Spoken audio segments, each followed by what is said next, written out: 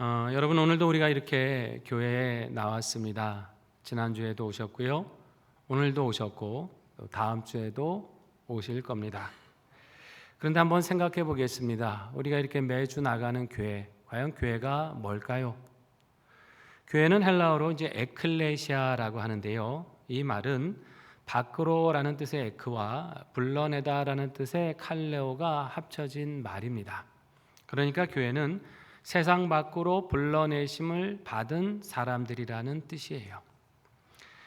그러니까 하나님께서 우리를 불러 모으셨는데 그냥 불러 모으신 게 아닙니다. 어떤 목적이 있으시다는 거죠. 세상과 구별되게 부르셨습니다. 그렇다면 우리는 어떻게 구별하고 어떻게 구별된 삶을 합당히 살아갈 수 있을까요? 오늘 본문을 통해서 함께 생각해 보고자 합니다. 1절에 보니까 이런 말씀이 있습니다. 함께 읽겠습니다. 그러므로 모든 악독과 모든 기만과 외식과 시기와 모든 비방하는 말을 버리고. 아멘. 성경은 세상에서 구별된 우리가 먼저 버려야 될 것이 있다라고 말씀하세요. 본문에서는 5가지로 소개를 하고 있는데요. 먼저 악독이라는 말은 다른 사람에 대한 악한 감정, 악한 의도를 품는 걸 말하죠. 그 사람이 잘 안 되기를 바라는 마음에서부터 더 나아가 상대를 미워하는 마음, 적대감을 품는 마음을 포함하는 말입니다. 기만이라고 하는 것은 올무나 덫을 놓는다라는 뜻이 있는데, 이거는 거짓으로 사람을 속이는 거죠. 그렇게 속여서 상황을 자신에게 유리하게 만드는 것, 이게 기만입니다. 그리고 여러분, 외식은 뭡니까? 겉과 속이 다른 거죠. 말과 행동이 일치하지 않는 것, 겉으로는 선한 척하지만 속은 그렇지 않은 것, 이게 외식이에요. 시기는 다른 사람이 가진 것을 부러워하는 것을 넘어서서 그것을 굉장히 불편하게 여기는 마음입니다. 그리고 비방은 중상모략하고 험담하는 거예요. 나쁘게 말해서 서로의 관계를 해치는 겁니다. 참 이런 악한 죄악들을 얘기하고 있는데 여러분 듣다 보니 어떠세요? 이거 뭐 세상이나 있는 얘기처럼 들리지 않으세요? 그런데 사실 우리 안에도 있을 수 있다는 말씀이에요. 우리가 누군가를 적극적으로 미워하지 않아도 잘 되는 것을 배합할 수 있습니다. 은근히 그런 걸 싫어할 수 있는 마음이 우리 안에 있을 수 있다는 거예요. 자신의 내면이 공허한데 그것을 사람들 앞에서는 그렇지 않은 척, 신앙 좋은 척 얼마든지 연기할 수도 있는 거예요. 교회나 사회에 나가서는 굉장히 친절하지만 집에서는 가족에게 거칠게 대하고, 사람들 앞에는 참 경건해 보이지만 혼자 있을 땐 전혀 다르게 살아갈 수도 있습니다. 다른 사람이 인정받을 때 그걸 좋아하기보다 마음이 불편해지고 겉으로는 축하하지만 속으로는 비교하고 질투할 수도 있는 거예요. 그리고 교회 안에서 남 얘기하는 거 얼마나 좋아합니까? 다른 사람 높이고 칭찬하는 얘기, 뭐 이런 얘기는 많이 해도 좋아요. 그러나 그런 얘기들인가요? 실수한 얘기, 흠잡을 얘기, 허물에 대해서 퍼뜨리기 좋아합니다. 심지어는 기도 제목 나눈다는 명목으로 그 험담을 서로 공유해요. 정말 안타깝게 여기기보다 그냥 말거리로 삼는 거죠. 하나님께서 오늘 본문을 통해 뭐라고 하십니까? 이걸 다 버리라고 하십니다. 왜 버려야 될까요? 이 죄악들이 우리 신앙을 무너뜨리고 공동체를 무너뜨리기 때문입니다. 여러분, 이런 것들이 우리 안에 있으면 교회가 어떻게 됩니까? 서로를 신뢰할 수 없게 돼요. 아무도 믿고 말할 수 없게 되죠. 어떻게 속 얘기하겠어요? 그리고 그 관계는 피상적이 될 수밖에 없습니다. 깊은 믿음의 교제가 될 수 없고 얕아지는 관계가 될 수밖에 없어요. 교회가 편안한 곳이 되고 위로받는 곳이 되어야 되는데 나를 지켜야 되는 긴장하는 곳이 되어버리고 말아요. 내가 괜히 이 말했다가 이렇게 행동했다가 사람들에게 어떻게 대접을 받을까 긴장이 되는 것이죠. 격려는 없어지고 어떡합니까? 서로 비교하고 경쟁하게 됩니다. 결국 서로 불신하게 되고 말 때문에 편이 나눠지고 분열하게 되는 것입니다. 여러분, 혹시 우리 안에 이러한 죄악들이 있다면 반드시 하나님 앞에 회개하고 철저하게 버려야 될 줄로 믿습니다. 그렇다면 어떻게 이걸 우리가 버릴 수 있을까요? 단순히 조심해야지 이런 정도는 안 되죠. 우리 안 되는 걸 경험했습니다. 본문 2절에 보니까 이렇게 말씀하세요. 같이 읽어볼까요? 갓난아기들 같이 순전하고 신령한 젖을 사모하라. 이는 그로 말미암아 너희로 구원에 이르도록 자라게 하려 함이라. 아멘. 어떻게 사모하라고요? 갓난아기들 같이 순전하고 신령한 젖을 사모하라 하십니다. 그렇게 하나님의 말씀을 갈망하라는 거예요. 여러분, 아기들 많이 보셨죠? 아기는 어때요? 배고프면 엄마 찾고, 힘들어도 찾고, 불안해도 찾습니다. 아기에게 젖은 단순한 음식이 아닙니다. 이건 생존의 문제고 아기에게 안정이고 관계의 문제입니다. 실제로 뇌과학적으로도 증명이 된다 그래요. 신생아의 뇌는 찾는 반사, 또 빨기 반사라는 이 생존 반사가 기본적으로 이렇게 장착이 돼 있다 그래요. 그래서 입 주변에 자극이 오면 바로 고개 돌려서 찾고요. 그리고 바로 빨기 시작한다는 거예요. 이렇게 아기가 젖을 먹을 때는 이 도파민이라는 호르몬이 분비가 되는데, 이러면 아기는 이 행동이 이게 보상받는 행동이구나 라고 생각하면서 더 계속한다고 합니다. 그래서 아기는 배가 고파도 젖을 찾지만 위로가 필요할 때도 젖을 찾습니다. 그리고 이 엄마의 과정을 통해서 여기는 안전하다 이걸 느낀다는 거예요. 성경은 우리도 그래야 된다라고 말씀합니다. 단지 말씀이 필요하구나 이게 아니라는 거예요. 하나님 말씀이 아니면 내가 살 수 없구나 이걸 깨닫고 사모하라는 말씀이에요. 그때 그 말씀이 지식에 머물지 않게 되는 거죠. 지금 나를 살아 움직이게 하고 자라게 하고 변화시키는 능력이 되는 것입니다. 여러분, 이렇게 말씀을 사모하셔서 그 안에 있는 생명의 양식, 참된 평강을 누리시기를 바랍니다. 그리고 우리는 이 말씀을 반복적으로 묵상해야 됩니다. 여러분, 아기가 오늘은 엄마 젖 실컷 먹었으니까 한 3일은 굶어야지, 여러분 이렇게 생각할까요? 그렇지 않습니다. 또 찾아요. 아침에 찾았고 저녁에 찾고 다음 날도 찾습니다. 말씀을 그렇게 묵상해야 된다는 거예요. 오늘 성경 하루 10장 몰아서 읽었으니까 한 일주일 좀 쉬어야겠구나, 그게 아니라는 것이죠. 조금씩이라도 여러분 매일 묵상하시기 바랍니다. 여러분, 묵상은 어떻게 하는 거니까 그냥 눈으로만 읽는 게 아니죠. 우리 부흥회 때 들었잖아요. 소리 내어서 그 말씀을 읽으셔야 되는 거예요. 그 소리를 내가 들어가면서 그 말씀이 내게 새겨지도록 읽고 읽어야 됩니다. 그리고 어떻게 됩니까? 그 말씀대로 내가 새겨지고 살아갈 수 있도록 성령님께 도움을 구하며 우리는 기도해야 됩니다. 그 시간들이 쌓이고 쌓여서 그 말씀이 나를 인도하게 되는 것이고 그 말씀의 은혜가 우리에게 경험이 되는 거예요. 말씀으로 우리가 새롭게 깨달은 게 있고, 말씀으로 위로받은 경험이 있고, 말씀으로 삶의 방향이 바뀌는 그 체험이 우리 안에 있을 때 우리는 어떻게 됩니까? 다시 그 말씀을 찾게 되는 것이죠. 여기에 평안이 있구나, 여기에 안전이 있구나, 여기에 생명이 있구나, 다시 말씀을 찾게 됩니다. 이 체험이 반복될 때 말씀 묵상은 더 이상 의무가 아니라 우리 삶의 갈망이 될 줄로 믿습니다. 늘 순전하고 신령한 말씀 묵상하고 암송하고 또 붙들고 기도하셔서 우리 하나님 주시는 이 변화와 성장의 기쁨을 누리시기 바랍니다. 이렇게 살아가면 여러분, 우리 안에 어떤 일이 일어나겠습니까? 말씀해 보니까 우리가 신령한 집이 되고 산돌이 된다고 말씀하세요. 본문 4절과 5절 상반절 말씀입니다. 같이 읽습니다. 사람에게는 버림바가 되었으나 하나님께는 택하심을 입은 보배로운 산돌이신 예수께 나아가 너희도 산돌같이 신령한 집으로 세워지고. 아멘.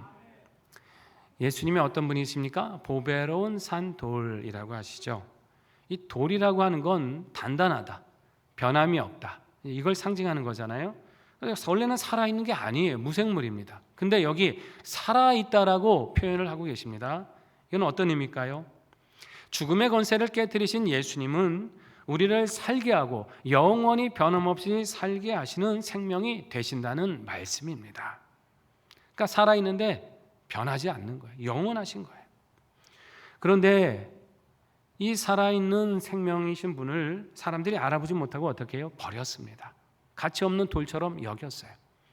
근데 하나님은 어떻게 하셨습니까? 예수님을 보배로운 머릿돌로 삼으셨고 그것을 기초로 교회를 세우셨습니다. 그리고 예수 믿고 하나님의 자녀가 된 우리 한 사람 한 사람으로 하여금 그 돌로 서로 연합되게 하신 거예요. 그래서 우리도 산돌이 된 줄로 믿습니다. 그래서 여러분, 교회는 단순한 모임이 아닙니다. 세상 모임은 어때요? 필요에 따라 모이고 흩어지죠. 어떤 목적이 있으면 모였다가 달라지면 흩어지고 그런 게 세상 모임입니다. 그러나 교회는 그런 게 아니에요. 우리의 필요에 따라 모인 게 아니고 하나님이 부르셔서 한 가족으로 묶어주신 공동체입니다. 세상 가운데 하나님이 뜻하신 바가 있어 우리를 한 사람 한 사람 불러내셨고 구원의 자녀로 삼으셨고 이곳에서 함께 한 형제 자매가 되게 하셨습니다. 그래서 우리는 서로 따로따로가 아닙니다. 성령 안에서 서로 연결되어 있는 존재입니다. 함께 예배하는 사람이 된 거고 함께 기도하는 사람이고 함께 말씀 배우고 함께 믿음 안에 교제하면서 함께 자라가는 존재가 되었습니다. 여러분, 지금 내 곁에 있는 이 지체가 영적인 한 가족인 것을 여러분 믿으십니까? 정말 믿으면 서로 한번 인사 한번 나누세요. 가족이 돼서 반갑습니다. 기쁩니다. 축복합니다. 함께 인사를 나누십시오. 그렇게 가족됨을 확인했으면 여러분 어떻게 사셔야 됩니까? 이제 서로 사랑하셔야 돼요. 서로 존중해야 됩니다. 믿음이 약한 지체에 있다면 무심히 넘기지 마시고 어떻게 하셔야 돼요? 격려하셔야 되고 그 신앙을 북돋아 주시기 바랍니다. 신앙에 좋은 본을 가진 사람이 있으면 시기하지 말고 잘 배우세요. 함께 살리게 되는 것입니다. 여러분, 부서 안에도 마찬가지입니다. 교회 안에 여러 부서가 있잖아요. 야, 내 부서가 중요해. 우리 여전도회가 더 잘 돼야 돼. 이런 게 아니에요. 우리가 한 몸이라는 걸 기억해야 됩니다. 한 부서가 잘 되는 것은 우리가 잘 되는 겁니다. 저 부서가 부흥하게 되는 건 우리의 기쁨이 되는 거예요. 함께 응원하고 격려하며 세워져 가는 겁니다. 만약에 여러분 우리가 이걸 잊어버리면 교회는 세상과 다를 바가 없습니다. 똑같이 이해관계에 따라서 비교하고 경쟁하고 시기하며 다투게 되는 거예요. 어느 부서가 제일이냐 이거 생각하기 시작하면 서로 갈등하게 되는 거고 누가 더 헌금 많이 한 사람이냐 누가 더 봉사 많이 했느냐 이제 이런 것이 자랑이 되기 시작하는 겁니다.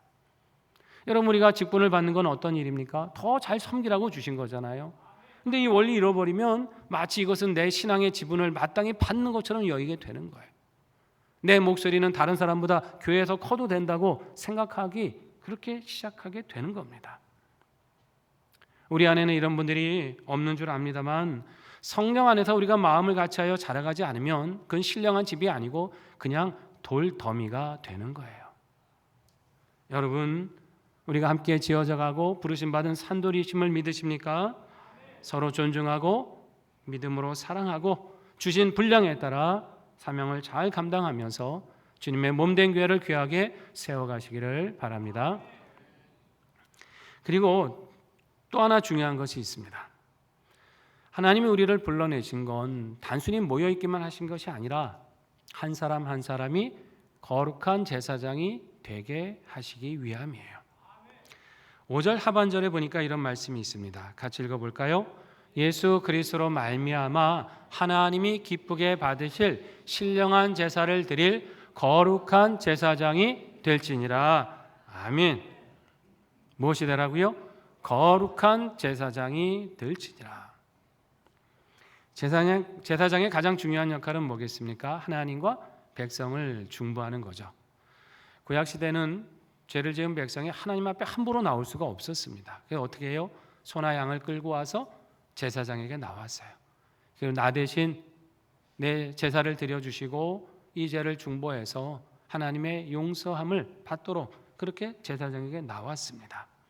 근데 이제는 그럴 필요가 없죠. 예수님의 보혈로 인해서 우리는 제사장의 중재 없이 하나님께 직접 나가서 예배할 수 있는 존재가 되었습니다. 우리 한 사람 한 사람이 거룩한 제사장이 된 거예요. 자, 그 제사장은 뭘 해야 된다고요? 하나님이 기쁘게 받으실 신령한 제사를 드려야 된다는 거예요. 여러분, 신령한 제사는 어떤 겁니까? 영적인 예배, 영으로 하나님과 함께하는 삶, 이걸 말하는 거잖아요. 몸만 나와 있는 예배가 아니라 우리의 모든 전인적으로 우리 삶에서 드리는 예배, 이걸 드리는 자가 된 겁니다. 지금 우리가 이렇게 주의 전에 나와서 하나님을 마음껏 찬양하고 올려 높여드리고 예배하는 거, 이것도 신령한 제사죠. 근데 그것만 신령한 제사가 아닌 거예요. 여기서 나가서 내 삶의 자리로 돌아가지 않습니까? 우리의 가정으로, 우리의 직장으로, 이익과의 관계 속으로 돌아갔을 때 거기서 어떻게 하라는 거예요? 하나님을 의식하고 그분의 자녀답게 살라는 것이죠. 내가 하나님의 부름받은 사람인 것을 기억하고 그 자리를 하나님을 위한 자리로 헌신하고 노력하는 모든 수고가 다 신령한 제사가 되는 겁니다. 예수님을 믿는다는 이유로 더 참아주고 손해를 보면서도 인내하고 믿음으로 더 수고하는 것, 예수 믿는다는 마음 때문에 더 선을 행하고 구제하며 다른 사람 섬기는 것, 이것을 다 하나님은 신령한 예배로 받으십니다. 그러니 여러분, 하루를 시작할 때 이런 마음으로 결단하시면 좋겠습니다. 단순히 오늘 열심히 살아야겠다, 이 결심에서 그치지 마시고 오늘 하루를 하나님께 드리는 예배로 살아가겠다, 이 결심으로 시작하시기 바랍니다. 공부하고 일할 때도 난 지금 하나님 앞에서 일을 하고 있다, 이 마음으로 하시고 사람을 대하고 만날 때도 하나님 앞에서 하고 있다라고 하시기 바랍니다. 그것이 신령한 제사입니다. 또 이렇게 신령한 제사를 드리는 사람은 모든 순간을 하나님께 올려드리고 인도하심을 구하는 것이죠. 감사하고 좋은 일이 있을 때만 감사하는 게 아니라, 어려움을 만났다고 불평하는 게 아니라 어떤 순간이든지 하나님이 나를 통해 이루실 은혜를 기억하면서 믿음으로 나아가는 것입니다. 그래서 당장의 이익보다는 정직을 선택하게 되는 것이고, 편한 길보다는 하나님 보시기에 옳은 길을 선택하는 것입니다. 그렇게 매 순간 하나님을 의식하고 주님이 기뻐하시는 삶을 선택하는 것, 여러분, 이것이 신령한 제사인 줄 믿습니다. 이러한 삶으로 하나님 기뻐 받으시는 우리 제자의 삶이 되시기를 축복합니다. 그리고 제사장의 또 하나의 귀한 사명이 있습니다. 그것은 세상 속에서 하나님의 메시지를 전하는 사람이라는 사실이에요. 구약 성경 말라기 2장 7절에 보면 이런 말씀이 있습니다. 같이 읽어볼까요? 제사장의 입술은 지식을 지켜야 하겠고 사람들은 그의 입에서 율법을 구하게 되어야 할 것이니 제사장은 만군의 여호와의 사자가 됨이거늘. 아멘. 제사장의 입술은 무엇을 지켜요? 지식을 지키고 그 입에서는 율법을 구하게 되어야 한다, 이 말씀이죠. 즉 제사장은 늘 하나님의 뜻을 올바르게 깨닫는 지식에 서야 됩니다. 그리고 사람들이 하나님의 뜻이 도대체 뭡니까? 라고 물었을 때 명확하게 대답해 줄 수 있어야 되는 거예요. 다시 말해서 영적인 제사장인 우리는 하나님의 메시지를 이 세상에 전달하는 대리자입니다. 목사만 그런 삶을 사는 게 아닙니다. 우리 한 사람 한 사람이 영적 제사장이라고 하지 않았습니까? 우리 모두가 각자의 삶의 자리에서 그렇게 살아가는 겁니다. 여러분, 지금 세상을 보십시오. 세상은 하나님의 말씀과는 계속해서 반대 방향으로 가고 있어요.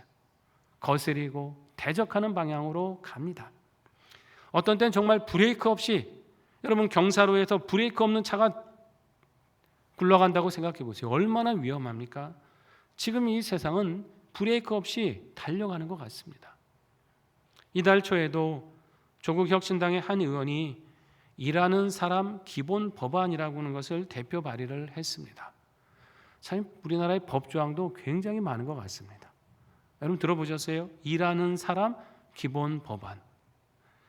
이 법안 구조에 보면 이런 구절이 있습니다. 일하는 사람은 일터에서 합리적인 이유 없이 성별, 장애, 병력, 나이, 가족 형태, 종교, 성적 지향, 학력, 고용 형태, 사회적 신분 등을 이유로 개인이나 집단을 불리하게 대우하는 차별을 받지 아니할 권리를 가진다. 말만 들으면 맞는 말이지, 차별받으면 안 되지, 당연한 얘기처럼 들리는데 문제가 뭐냐면 이 법안에는 예외 조항이 없다는 거예요. 그 기관이 종교 단체라 할지라도 예외가 없다는 게 문제입니다. 자, 무슨 말씀인가 하면 여러분, 교회라든가 기독교 학교라든가 신학교, 선교 단체 이런 기관에서 직원을 뽑을 수도 있고 어떤 사역자를 청빙해 올 수도 있지 않습니까? 자, 그러면 지원자들 중에 만약에 이단에 속한 사람이 있어요. 타종교인이 있습니다. 그리고 심지어 자신의 정체성이, 성 정체성이 나는 LGBTQ다 이런 말하는 사람도 있을 수 있죠. 그럼 여러분, 교회나 기독교 단체에서 여러분 누구를 뽑아야 됩니까? 아무나 뽑을 수 없잖아요. 신실한 우리 기독교 신앙을 가진 사람, 하나님을 올바르게 믿는 사람을 뽑아야 되는 거 아닙니까? 그런데 이 법안에 의하면 종교나 성적 지향 문제로 그 사람을 탈락시킬 수 없다는 게 골자인 거예요. 그게 차별이고 법 위반이라는 것입니다. 그러니까 만약에 교회가 이 사람이 부적절해서 탈락을 시켰는데 이 사람이 나는 종교 때문에 성 정체성 때문에 탈락했다 이렇게 고발하게 되면 이제 그것이 이제 소송이 되기 시작하는 것입니다. 여러분, 어떤 종교든 자신들의 기관에는 같은 신앙을 가진 사람을 뽑을 수 있는 권리가 있는 것이고 그 종교가 지향하는 바와 맞지 않으면 채용할 수 있지 않는 게 이게 기본 권리 아닙니까? 근데 이런 악법들을 통과시키고 세우게 되면 어떻게 돼요? 이런 기본 권리는 다 그냥 무시되는 겁니다. 기독교 기관에서 타 종교인을 채용해야 되는 일이 생길 수 있다는 거죠. 그렇지 않으면 벌금을 맞거나 징계를 받는 거예요. 심지어 신학 교수나 목회자 청빙할 때 나는 LGBTQ 성향입니다라는 사람을 막을 길이 없는 일이 발생할 수도 있다는 것입니다. 여러분 어떻게 생각하십니까? 참 가만히 보면 참 이런 악법들을 계속해서 이름만 바꿔서 발의를 합니다. 기도하고 반대하고 하면 또 이름만 살짝 바꾸고 남들이 뭔가 어떤 법이 있는지도 모를 정도로 그렇게 계속해서 끊임없이 지치지도 않고 발의를 하고 있습니다. 여러분, 우리가 어떻게 해야 됩니까? 우리는 무관심할 수가 없는 거죠. 이런 일 때문에 우리는 지칠 수가 없습니다. 우리는 더욱 힘을 내어 반대하고 기도해야 될 줄로 믿습니다. 왜냐하면요, 우리가 침묵하면, 믿음의 사람이 침묵하면 거짓된 사상들이 세상의 온통 영역을 차지하게 되는 거예요. 그게 차지하게 되고 고착화되고 법안이 돼버리면 이제 이 신앙을 담대하게 전할 그런 길들은 위축되고 막히게 되는 것입니다. 여러분, 하나님이 우리에게 주신 성경 말씀이 우리 인생과 역사를 판단하시는 유일한 기준과 진리가 되시는 것을 믿으십니까? 여러분, 그걸 믿는다면 우리는 더 하나님 말씀 깨닫기에 힘써야 됩니다. 더 그 뜻을 분별하기에 힘쓰면서 세상에 담대하게 증거해 주어야 됩니다. 그래서 한 사람이라도 미혹에서 돌이켜서 생명을 얻을 수 있도록 인도해야 됩니다. 이것이 여러분 우리 제사장의 사명인 줄 믿습니다. 사랑하시는 성도 여러분, 우리는 교회입니다. 교회는 세상에서 불러내심을 받은 사람들이에요. 하나님이 우리를 왜 이렇게 불러내 주셨겠습니까? 이 세상을 향해 해야 될 사명이 있다는 말씀입니다. 그것을 기억하시고 이제 우리 삶의 악한 것은 다 내어버리시고 말씀을 더욱 사모하며 살아가시기를 바랍니다. 삶에서 예배하는 사람이 되시고 세상에 담대히 이 진리를 전파하시기를 바랍니다. 이렇게 우리 모두가 산돌같이 세워지셔서 하나님이 기뻐하시는 교회를 세워가시는 주님의 일꾼 되시기를 우리 예수님의 이름으로 축원합니다. 함께 기도하며 결단합니다. 하나님, 우리를 세상 가운데 불러내시고 산돌로 삼아주신 것 감사드립니다. 이 사명 기억하고 악한 것을 내버리고 말씀을 더욱 사모하며 그 말씀 새기며 살게 하여 주시옵소서. 삶으로 하나님을 예배하게 하시고 세상의 진리를 담대히 전파하는 제사장 되게 하셔서 주님이 기뻐하시는 교회로 함께 자라가게 하여 주시옵소서. 이 믿음으로 기도하겠습니다. 하나님, 은혜를 감사드립니다. 우리를 세상의 많은 사람 가운데 불러주셔서 거룩한 산돌이 되게 하여 주시고 성령 은혜 안에서 함께 지어져 갈 수 있도록 인도해 주심을 감사드립니다.